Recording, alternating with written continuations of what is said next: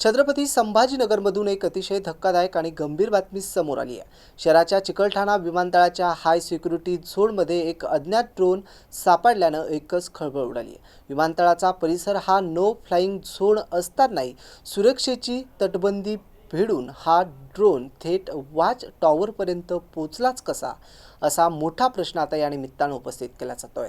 तर या प्रकरणी MIDC पोलीस ठाण्यात गुन्हा दाखल करण्यात आला आहे। छत्रपती संभाजीनगरचे चिकलठाणा विमानतळ जिथे 24 तास कडेकोट बंदोबस्त असतो, मात्र गुरुवारी सकाळी याच परिसरात एका घटनेने सुरक्षा यंत्रणाचे धाबे चांगलेच दणाणले। सकाळी 6:30च्या सुमारास वॉच टॉवर क्रमांक 7 जवळ तैनात असलेल्या सुरक्षा रक्षकाला झाडाझुडपात काहीतरी पडल्याचं दिसलं। जवळ जाऊन पाहिल्यावर तो एक पॉवर फोल्डिंग फ्युजलेस कंपनीचा चंदेरी रंगाचा ड्रोन असल्याचं स्पष्ट झालं। विमानतळ परिसरात ड्रोन सापडल्याची बातमी वाऱ्यासारखी पसरली आणि CISF वरिष्ठ अधिकाऱ्यांसह डॉग युनिटने तत्काळ घटनास्थळी धाव घेतली।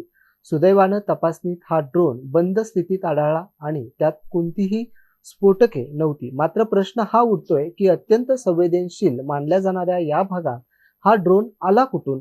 पोलीस आयुक्तांच्या आदेशानुसार विमानतळ परिसरात ड्रोन उडण्यास सक्त मनाई आहे। या नियमाचे उल्लंघन झाल्यानं आता MIDC सिडको पोलीस ठाण्यात अज्ञातावर गुन्हा दाखल करण्यात आला। पोलीस निरीक्षक सोमनाथ जाधव यांच्या मार्गदर्शनाखाली आता हा ड्रोन नेमका कोणाचा आहे आणि तो चुकून येथे पडला की यामागे काहीतरी कट होता, याचा तपास सुरू आहे। विमानतळासारख्या संवेदनशील ठिकाणी अशा प्रकारे ड्रोन सापडणे हे सुरक्षेच्या दृष्टीने धोक्याची घंटा मानली जाते।